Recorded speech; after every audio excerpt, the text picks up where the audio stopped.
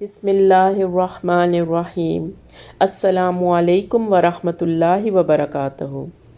حضرت ابو ہریرہ رضی اللہ تعالیٰ عنہ سے مرفوعاً مروی ہے کہ جو لوگ کسی مجلس میں بیٹھیں اور اس میں اللہ کا ذکر نہ کریں تو وہ مجلس ان پر حسرت کا باعث ہوگی، اور جو آدمی کسی راستے پر چلا اور اللہ کا ذکر نہیں کیا تو وہ راستہ اس پر حسرت کا باعث ہوگا، اور جو شخص اپنے بستر پر آیا اور اللہ کا ذکر نہیں کیا تو وہ اس پر حسرت کا باعث ہوگا۔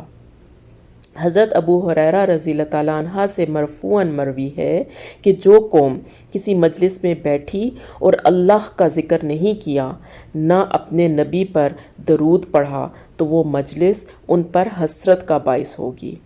اگر اللہ چاہے تو انہیں عذاب دے اور اگر چاہے تو بخش دے۔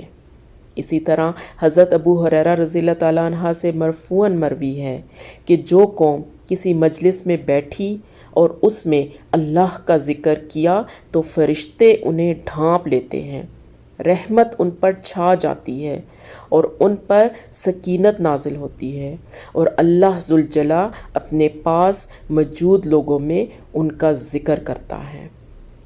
اللہ سبحانہ تعالیٰ سے دعا ہے کہ اللہ سبحانہ تعالیٰ ہماری زبانوں کو دن رات اللہ کے ذکر سے تر رکھے۔ آمین۔ جزاک اللہ خیر۔